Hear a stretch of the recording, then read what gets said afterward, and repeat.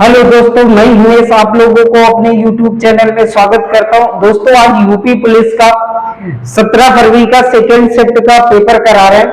तो इसके पहले हमने 17 फरवरी को फर्स्ट शिफ्ट के क्वेश्चन मैथ के कराए थे। जिन लोगों ने वो ना वीडियो देखा तो वो जाकर वीडियो देखे। आज की क्लास 17 फरवरी का सेकेंड शिफ्ट के मैथ में जो क्वेश्चन आते हैं वो आपको बताते हैं। किस टाइप के आते हैं क्वेश्चन ये समझ में आएगा, कितने सिंपल आते हैं ये भी आपको समझ में आएगा। और यदि हमारे वीडियो में आप नए हो तो सब्सक्राइब कर लेना तथा वीडियो अच्छा लगे तो लाइक जरूर करना। तो अब हम स्टार्ट करते हैं। जैसे आपकी स्क्रीन में पहला क्वेश्चन दिख रहा होगा, 851 को 1/2 अनुपाते 2/3 अनुपाते 3/4 के अनुपात में 3 भागों में विभाजित किया गया, तो पहला भाग बताना। तो आप कुछ ना करो, सबसे पहले आप एलसीएम ले लो नीचे वाली संख्याओं का, क्योंकि भिन्न कभी भी फ्रैक्शन में नहीं होती, तो इसको पहले फ्रैक्शन हटाते। तो इसका एलसीएम कितना, 12, ऊपर मल्टीपल कर देते 12/3, 3 गुणे 12/4। 2 से काटा कितना आ गया, 6, 3 से काटा कितना आ गया, 4, 4 दूनी 8, 4 से काटा 3, 3 त्रिका 9, ये अनुपात आ गया। इसको फ्रैक्शन में चेंज करके ये अनुपात आया 6:8:9। हमने कहा हमारे हिसाब से टोटल कितना, 8, 6, 14 और 14 और 9 कितना हो जाएगा, 14, 9, 23, 23 बराबर कितना, 851।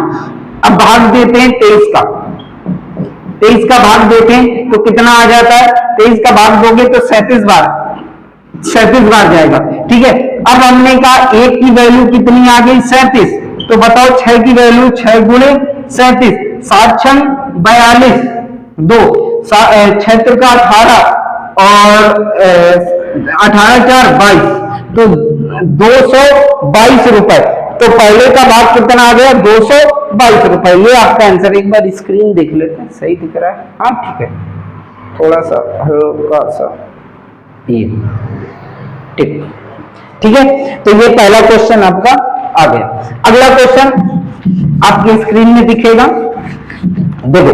कह रहा है एक गांव में हैजा के कारण 10% लोगों की मृत्यु हो गई। अच्छा, हम मान लेते हैं गांव में लोग कितने थे, 100। हम मान लेते हैं, हमने माना कि लोग कितने होंगे, 100 का 10% लोग हैजा से मर गए तो कितने, 10 लोग मर गए, तो बचे कितने, शेष अब लोग बचे अब 90। ठीक है, कितने लोग बचे वहां पे, 90। ये बचे लोग हैं, शेष बचे लोग। ठीक है, ये तो मर गए, इनकी मृत्यु हो गई, तो मृत्यु हो गई तो ये तो अब है नहीं। अब आगे कह रहा है इसके कारण शेष लोगों में से, जो भी शेष है, शेष कितने, 90 का 25% लोगों ने गांव छोड़ दिया। अच्छा बताओ, 90 का 25% निकाल लेते हैं बटे 100, एक जीरो से ये 25 नवैया कितना, 225, 225 बटे 10, तो पॉइंट लगा दो। तो 22.25 लोगों ने यदि गांव छोड़ दिया, ये लोग क्या कर रहे हैं, छोड़ रहे हैं, तो बाकी बचे कितने लोग, तो शेष जो बचे, तो इसको इसमें 90 में से 90 में कितना, 22.5 घटा दो तो 0.0, तो ये आ गया 5, ये 9 में गया 7 और यहाँ पे बचा 8, 6, 67.5 लोग, 67.5 लोग बचे। फिर जनसंख्या घटकर कितनी हो गई, 25, 20, 25 कितनी, हमने कहा 67.5 बराबर 20, 25, तो पॉइंट हटाओगे तो यहाँ 1 जीरो, तो 1 बराबर 20, 25 0 बटे 67.5। अब इसका इसमें भाग देते हैं, तो 25 से आप भाग दे दो, 25 से दे देते हैं। ठीक है, 25 से भाग दोगे तो 1 बराबर देख लो, 1 बराबर आएगा 25, ठीक है, 25 अट्ठे, यहां पे लिख दे रहे, 25 अट्ठे 200। ठीक है, कितना बचा, हासिल 2, 25 से कम 25 और जीरो जैसा था जीरो आ गया। ये 25 से 25 दूनी 50, कितना बचा, 17, 25 सत्ते 27 से काटा कितना आ गया, 27 3, 1 बराबर 30 के, 1 बराबर कितने के आ गया, 30 के। 1 की वैल्यू 30, तो 3 की 100 की वैल्यू 3000, 30 का गुणा कर दो तो 100 की वैल्यू 3। तो पहले गांव में लोगों की संख्या कितनी थी, 3000। अब बाद में बची थी 20 25। ठीक है, तो बस कैलकुलेशन है और कुछ नहीं। ठीक है, अगला क्वेश्चन देखते हैं।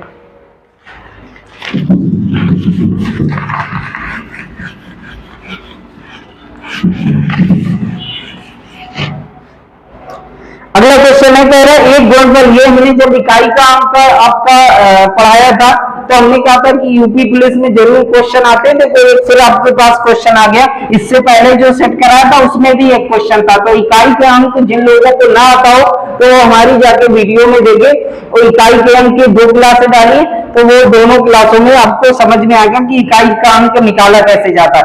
1 2 मल्टीपल 3 5 2 8 मल्टीपल 3 1 7 9 मल्टीपल 4 3 2 4, ये है। तो हम क्या करते हैं, लास्ट वाले अंक पे डैश लगा लेते हैं, यही हमने तरीका बताया था। इसका इससे मल्टीपल 8 दूनी 16, 6 आया 6 का 9 का 54, 4 आया 4 चौको 16, इकाई का अंक कितना आ गया 6, आपका आंसर। तो जिन लोगों को ना आता हो तो हमारी वीडियो पे जाके देखना। ठीक है, अगला ये इकाई का अंक निकल आया।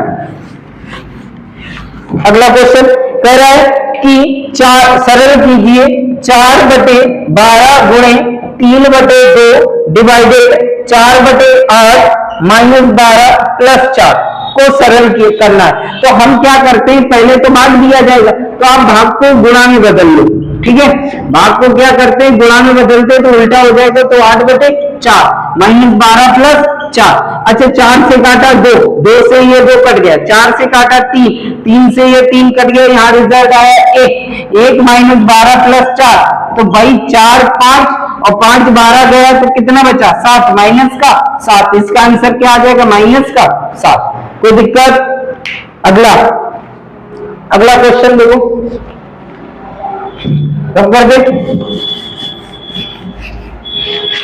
अगला क्वेश्चन आपके स्क्रीन में दिख रहा होगा, 0.3 मल्टीपल 0.04 मल्टीपल 0.003 मल्टीपल 400।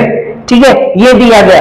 तो आपको पहले तो ये देखो गुणा कैसे, तो 2 जीरो से ये दशमलव हट जाएगा, तो बचा कितना 4 चौको 16, तो 0.3 इंटू 0.003 मल्टीपल 16, 16 से 48, 48 तिया 144।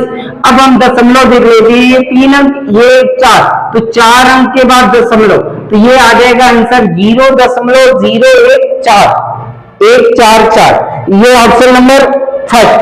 तो ये आपका आंसर आ जाएगा। ठीक है, अगला क्वेश्चन देखो। अगला क्वेश्चन है कि उन जोड़ियों की संख्या के बारे में बताइए जिनका एचसीएफ 15 और एलसीएम कितना है 138। हम निश्चित रूप से कह सकते हैं, अरे मेरे भाई आप याद रखो, कोई भी संख्या हो जो एचसीएफ होगा उन संख्याओं में जरूर होगा, तो एलसीएम में भी, क्योंकि हम यदि जिन लोगों ने थोड़ा कम समझ में आ रहा हो तो एलसीएम एचसीएफ की हमारी वीडियो देखना। हमने कहा था संख्याएं एएक्स और बीएक्स होती, तो इनमें कॉमन क्या होता है एक्स, और एक्स ही क्या होता है एचसीएफ होता है, और इनका एलसीएम जो होता है वो हमेशा क्या होता है एबीएक्स, मतलब एक्स का मतलब है एचसीएफ। तो एलसीएम में एचसीएफ होना कंपलसरी है। क्या 138 में 15 आएगा, 15 का भाग जाएगा? नहीं। इसका मतलब जब इसमें एचसीएफ ही नहीं है तो फिर भाग गया तो नहीं कह सकते। इसका मतलब ये जो संख्याएं दी गई हैं एलसीएम एचसीएफ ये गलत दी गई, तो इसका आंसर आएगा ऐसी कोई जोड़ा मौजूद नहीं है, क्योंकि भैया संख्या ही नहीं बन रही, तो जोड़ा कहां से बन जाएगा? जब भाई एचसीएफ किसी वो दूसरे क्वेश्चन का दे दिया, एलसीएम किसी दूसरे का दे दिया, तो संख्या कहां से आ जाएंगी? तो इसका आंसर क्या हो जाएगा, ऐसी कोई जोड़ा संभव नहीं है। अगला क्वेश्चन,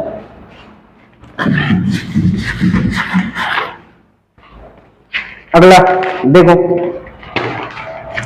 अगला क्वेश्चन कह रहा है 11 परिणामों का अनुपात, मतलब 11 संख्याओं का अनुपात दिया गया है, सॉरी अनुपात नहीं औसत दिया गया है, औसत दिया गया, ये संख्याएं दी गई हैं तो 50। यदि पहली 6 संख्याओं का औसत 51 और अगली 6 का औसत कितना है 59 59। तो कह रहा संख्या बता दो, छठवीं संख्या बता दो। यार मेरे भाई ये तो 11 संख्याएं हैं, तो 1 2 3 4 5 6 7 8 9 10 11।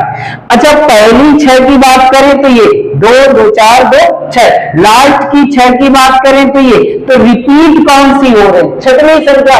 इसका मतलब इनका यदि हम योग निकालें और इसके योग से घटा दें तो वो कौन सी संख्या एक्स्ट्रा आएगी, छठवीं संख्या, तो वही छठवीं संख्या हो जाएगी।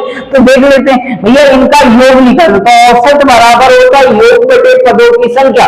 तो योग बराबर क्या होता है औसत गुणे पदों की संख्या, तो औसत गुणे पदों की संख्या योग आ गया 550। अच्छा इनका मल्टीपल करेंगे तो 6 कम 6 6 पंचे 30 306, इसका 6 का 54 और 6 पंचे 30 और 30 5 35, इसको घटाएंगे जोड़ेंगे, इन दोनों को जोड़ लो तो जोड़ोगे कितना आ जाएगा 0 6 6 660।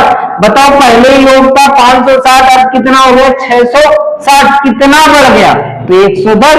इसका मतलब वही संख्या बढ़ी जो 2 बार है, वो 2 बार क्या है छठवीं संख्या। इसका मतलब आंसर क्या आ जाएगा 110, छठवीं संख्या क्या है 110। इसकी ट्रिक और एक देख लो, यदि हम कह रहे हैं ये जल्दी आएगा इससे 50 है।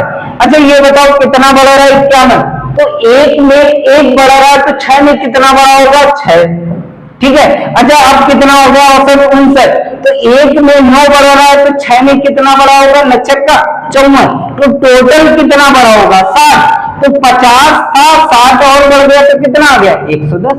ट्रिक हो गई। कोई दिक्कत कोई समस्या हो तो बताओ। अगला ये नोट कर लो, अगला क्वेश्चन देखो आपके स्क्रीन में दिखेगा,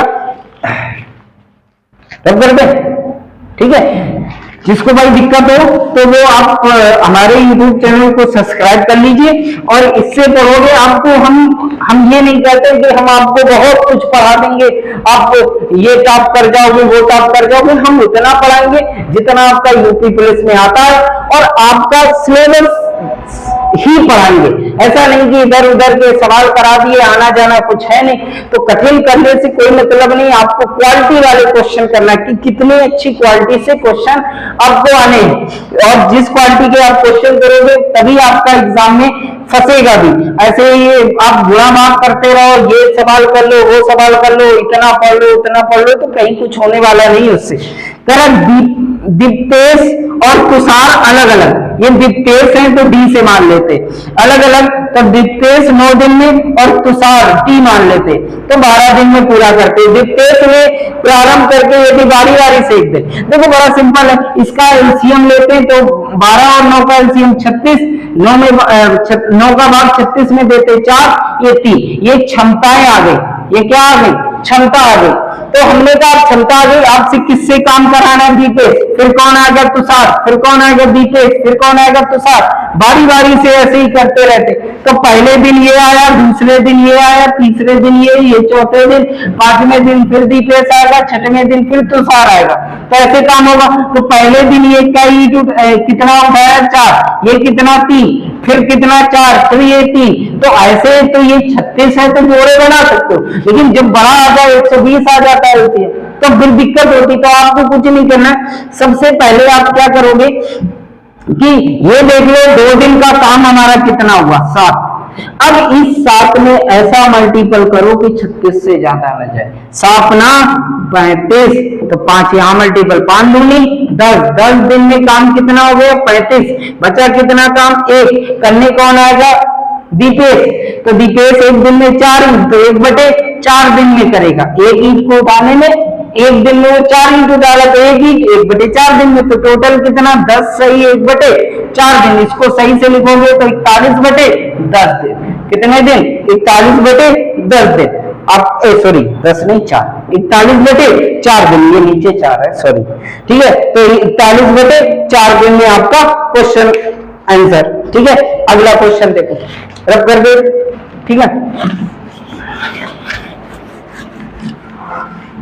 आप प्रॉपर वे में हमारी वीडियो को फॉलो करते रहिए। आपका जब सिलेबस खत्म हो जाएगा, यूपी पुलिस का ही बैच चला रहे हैं अभी, तो खत्म हो जाएगा, आप फिर देखोगे आप सॉल्व करोगे तो आपको खुद फर्क महसूस होगा कि नहीं यहाँ से जो पढ़ रहे हैं वो ज्यादा बेस्ट है, ज्यादा पढ़ने से। आप इतना पढ़ो जितना आपके एग्जाम के लिए काम है।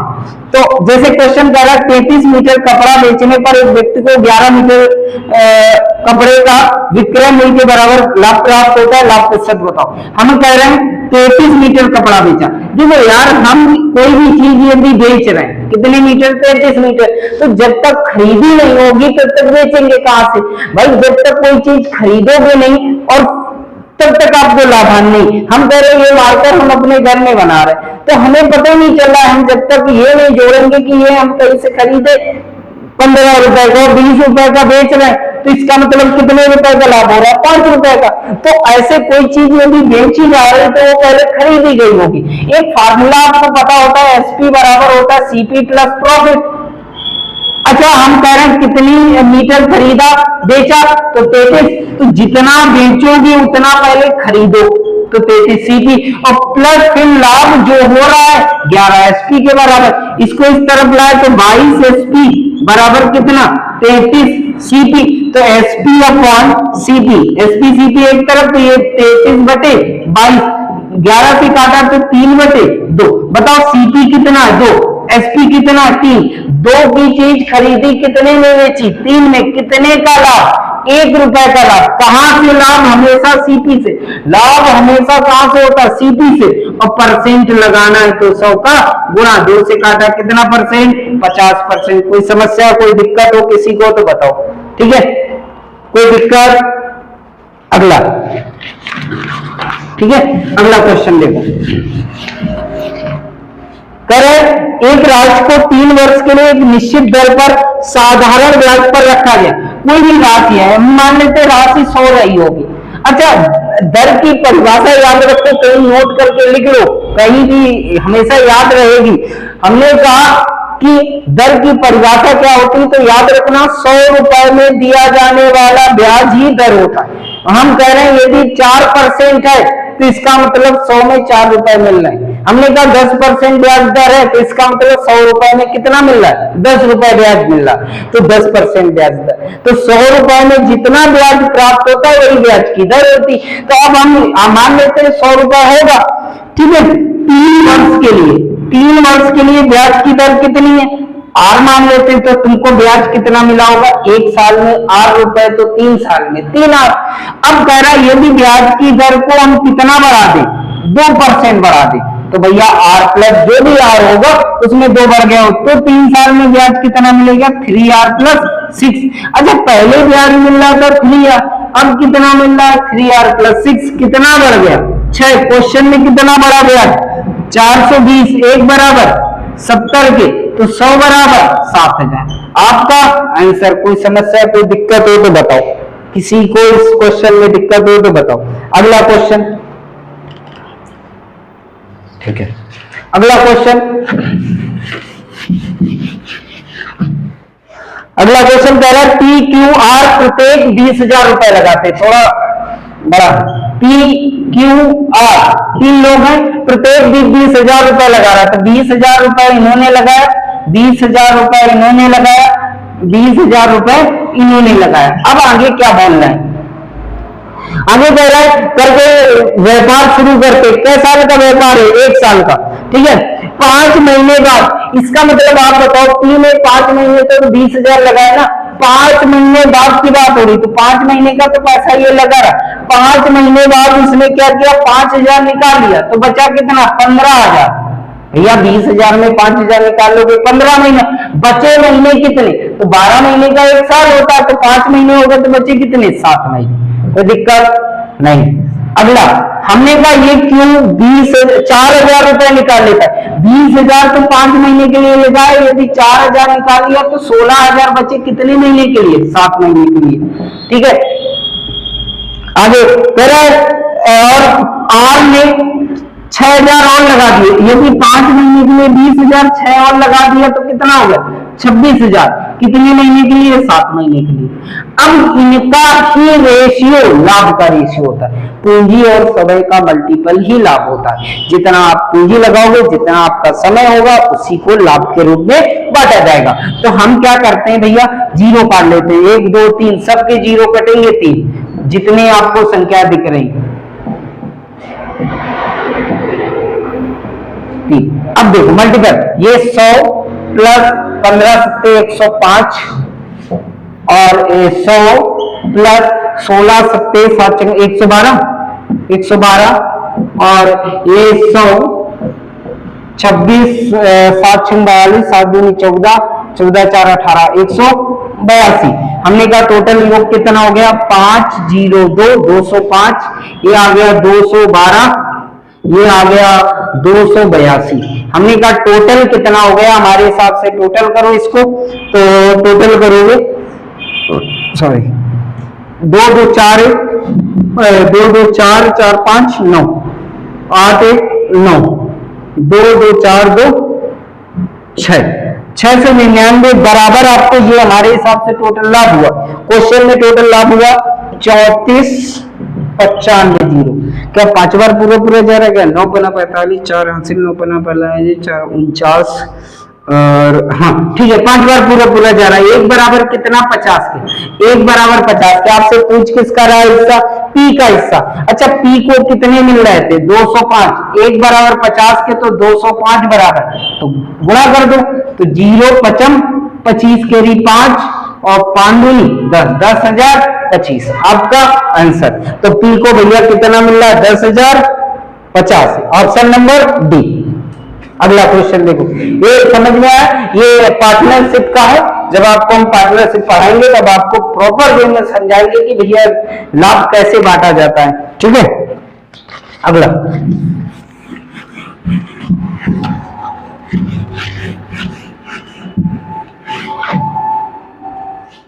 देखो कह रहा है अनुक्रम। अच्छा ये पिछला भी हमने सेट पेपर कराया तो वहां भी सीरीज का क्वेश्चन आया था, इस वाले में भी सीरीज का क्वेश्चन है।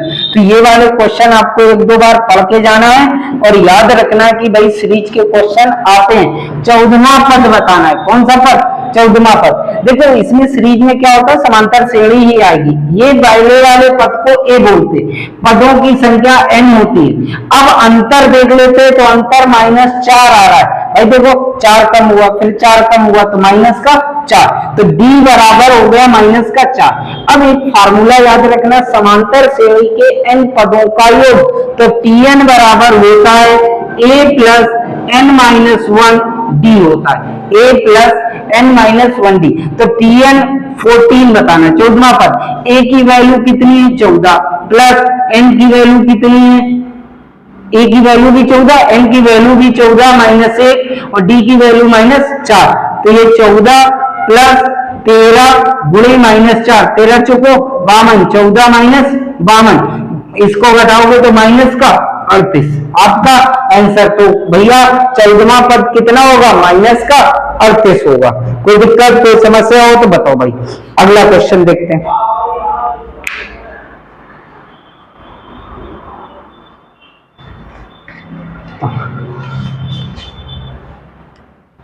अगला क्वेश्चन,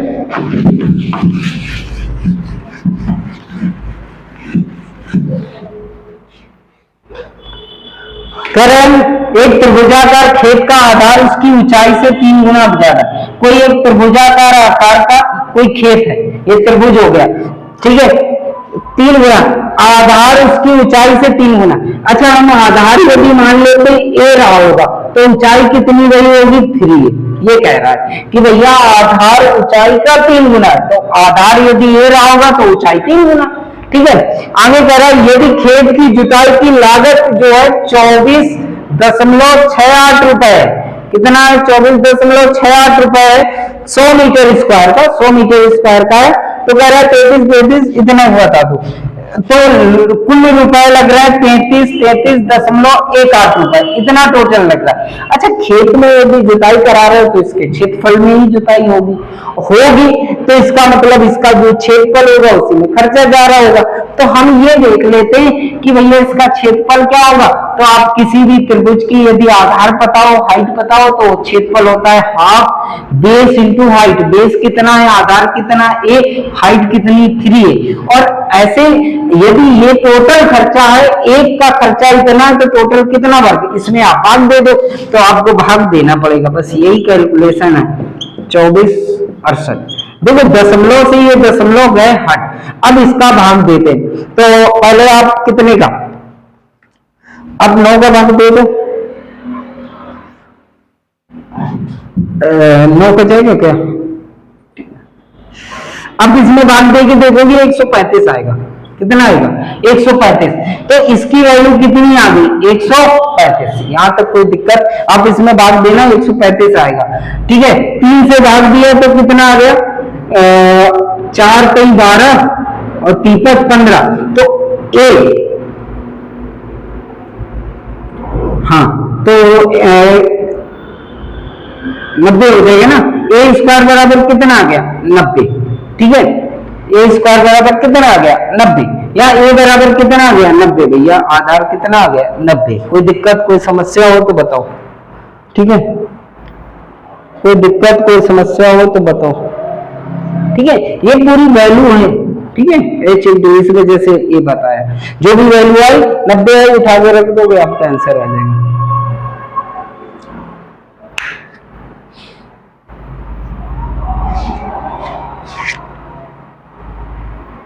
ठीक,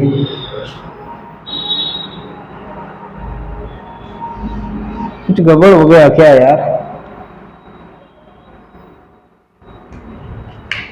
एक सेकेंड, इसका इसमें भाग दोगे तो 135 ही आएगा। ठीक है, देख लेना, यही आ रहा होगा आंसर, ए बराबर 90। ठीक है, अगला करें यदि बंधन, अगला क्वेश्चन देखो, यदि बंधन, ये वाला क्वेश्चन का आंसर देख लेना, 90 ही आ रहा होगा। ठीक है, ये थोड़ा कैलकुलेशन हमने नहीं किया, हमें लग रहा है 135 बार जाएगा, बाकी देख लेना यार 135 बार कैसे जाएगा। चलो देख ले, चलो देख लेना, आएगा आंसर, कुछ ना कुछ तो आएगा। ठीक है, यदि बंधन 20 किलोमीटर प्रति घंटे की गति से जा रहा है, यदि चाल दी गई कितनी भाई? 20 किलोमीटर प्रति घंटा, आपसे कह रहा है उसे 50 मीटर की दूरी तय करने में कितने मिनट लगेंगे? दूरी दी गई है कितनी? 50 नहीं, 500 मीटर। देखो, और समय पूछ रहा है, और वो भी मिनट में। चलो वो बात की बात, देखो हमेशा यूनिट का ख्याल रखेंगे। यदि मीटर में, 1 किलोमीटर में गलत बात है, तो इसको चेंज करेंगे। हमने आपको चेंज करने के लिए बताया कि किलोमीटर को मीटर में चेंज करोगे तो आपका हमेशा क्या होगा? 20 कहां बड़े से कहा जा रहे हैं? छोटे में, तो ऊपर छोटा, नीचे बड़ा, ये मीटर प्रति सेकेंड आ गया। कोई दिक्कत? अब हम समय बराबर निकालेंगे, तो समय बराबर आएगा दूरी और बटे 4, तो 20 गुणे 5 बटे 18। ये ऊपर गया, पहले 20 से काट दो। ठीक है, 20 से काटोगे कितने बार जाएगा? 25 बार जाएगा। ठीक है, ये 18 ऊपर है, तो 25 गुणे 18 बटे 5, 5 से काटा 5, 18 पंचे 90, तो समय 90 सेकेंड आया। इसको बदल लो, तो 90 सेकेंड को बदल दोगे तो कितना आ जाएगा मेरे भाई? कितना आ जाएगा? 1.5 मिनट। कितना आ जाएगा? 1.5 मिनट। हमें वो वाला ही क्वेश्चन याद आ रहा है, चलो वो देख लेना है। समय कितना? 1.5 मिनट। ठीक है, आगे देखो, अगला रुक कर दे, ये हो गया। अब डीआई के क्वेश्चन समझ लेते हैं। ठीक है, आपके सामने डीआई दिख रही होगी। पहला क्वेश्चन देखो डीआई का, कह रहा है किस वर्ष, आप सबसे पहले तो इसके एक साइड में रेशियो लिख लो। हम कह रहे हैं पहले तो रेशियो में बदल लो, तो 2001 की बात कर रहे हैं, 2002 की बात कर रहे हैं, हम सीधा 1-2 करके लिख रहे हैं। 1, 2002, 2003, 2004, 2005, 2006, 2007। एक में क्या आया? रेशियो देखो 0.6 है, ये है 0.8, ये है 0.3, ये है 1.2, ये है 1.5, ये है 0.9, ये है 1.6। अच्छा, इसको रेशियो में बदल लेते हैं। इसको किस में बदल लेते हैं? रेशियो में। तो रेशियो में तो 6/10, 8/10, 3/10 और ये 12/10, पॉइंट हटा रहे हैं, 15/10, 9/10 और 16/10। अब इसको काट दो, तो ये काटोगे तो अब डायरेक्ट रेशियो निकल के आएगा। क्या निकल के आएगा? रेशियो निकल के आएगा। तो इसका रेशियो आएगा 3/2 से काटा 3/5, ठीक है। इसका रेशियो आया 4/5, 2 से काट रहे हैं, ये 3/10 ही रहेगा, ठीक है। ये रहेगा 6/5, ये वाला रहेगा 5 से काट दो तो 3/2, ये वाला रहेगा 9/10 और ये वाला रहेगा आपका 8/5। ये आपके रेशियो आ गए। अब क्वेश्चन बड़े सिंपल हो जाएंगे। अब हम ये जो ऊपर वाला कॉलम बना है उसको हटा के अब डायरेक्ट हम क्वेश्चन ही दिखाएंगे। पहला क्वेश्चन आपको दिख रहा होगा, करें जिस वर्ष में कंपनी के निर्यात के अनुपात में आयात न्यूनतम था, किस वर्ष में कंपनी के निर्यात के अनुपात में